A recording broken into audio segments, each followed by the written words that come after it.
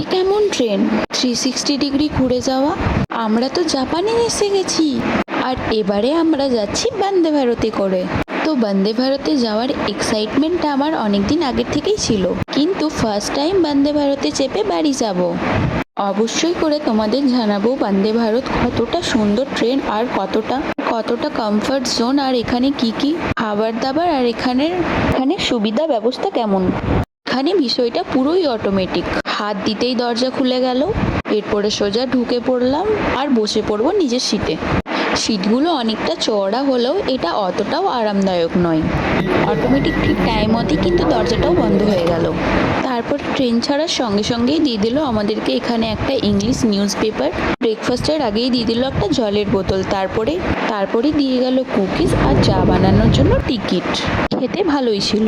এর একদম নিচেই ছিল কিন্তু চার্জার পয়েন্ট। পরে চলে গিয়েছিলাম ওয়াশরুমে। ওয়াশরুমটাও কিন্তু ভীষণই সুন্দর ছিল। এখানে তোমরা দু রকমের ওয়াশরুম পেয়ে যাবে, একটা ওয়েস্টার্ন, একটা ইন্ডিয়ান। ওয়াশরুমটা তোমাদের একটু ঘুরিয়ে দেখানোর জন্যই কিছুগুলো ক্লিপস তুলেছিলাম।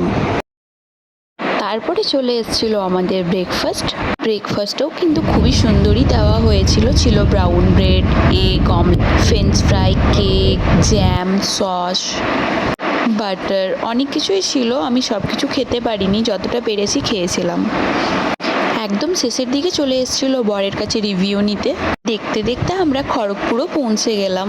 সত্যি বলতে জার্নিটা দারুণ ছিল, আর এক্সপিরিয়েন্সটাও খুব সুন্দর ছিল, আর প্রতিটা স্টাফের ব্যবহারও খুব সুন্দর। যখন যেটা প্রয়োজন সত্যিই সামনে নিয়ে চলে আসছিল। স্টেশনে ঢোকার পর ট্রেন দাঁড়ানোর পরেই দরজাটা আবারও অটোমেটিক খুলে গেল। সব মিলিয়ে সকালটা দারুণভাবে কাটলো। আর তোমাদের কেমন লাগলো এই মিনি ব্লগটা আমাকে অবশ্যই কমেন্ট করে জানিও। বাই।